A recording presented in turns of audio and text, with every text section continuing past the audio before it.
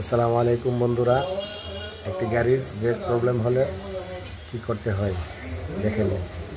Master সিলিন্ডারের bucket change করতে হয়। বকেট কীভাবে চেঞ্জ করবেন দেখে নিন।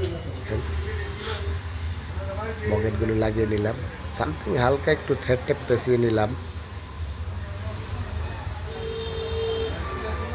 এটা হচ্ছে ভেতরের পিস্টনটার মধ্যে আপনার দুইটা বাকেট থাকে, কথা বুঝছেন। একটা বাকেট পরিয়ে নিলাম, দেখেন। একটা বাকেট পরিয়ে নিলাম। দেখবেন বাকেট পরানোর সময় বাকেট যেন কোনো দিক দিয়ে ছিঁড়ে না যায়।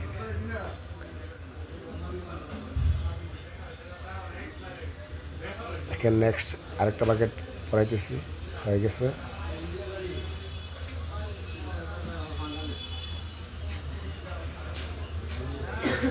সিলিন্ডারের মাথায় একটু হালকা গ্রিস লাগিয়ে নেবেন, তারপর ভিতরে পিস্টনটা লাগিয়ে দেবেন। দেখেন,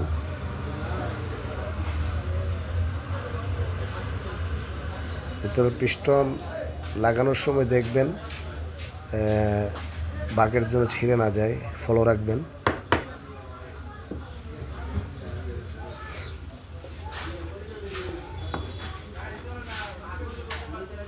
চাপ দিয়ে রেখে অ্যাডজাস্ট নাটটা লাগিয়ে নেবেন। অ্যাডজাস্ট একটা বোল্ট আছে, বোল্টটা লাগিয়ে নেবেন। দেখেন, তারপর উপরের পিস্টনটা লাগাবেন। পিস্টন লাগিয়ে উপরে একটা লক আছে, লকটা সেটিং করে নেবেন।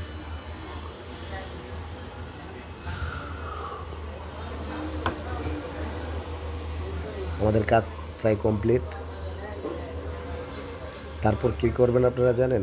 গাড়ির মধ্যে লাগিয়ে তেল ঢেলে উপরে নিপুল আছে, নিপুল দিয়ে ভালোভাবে হাওয়াটা ক্লিয়ার করে নেবেন। হাওয়াটা ক্লিয়ার করে নিলে আপনার ব্রেক খুব ভালো হবে। এটা বুঝতে পারছেন?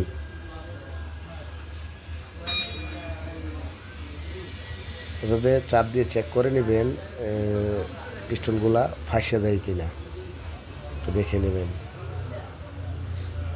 কাক লাগিয়ে নেবেন, কাকগুলো লাগিয়ে নেবেন। তারপর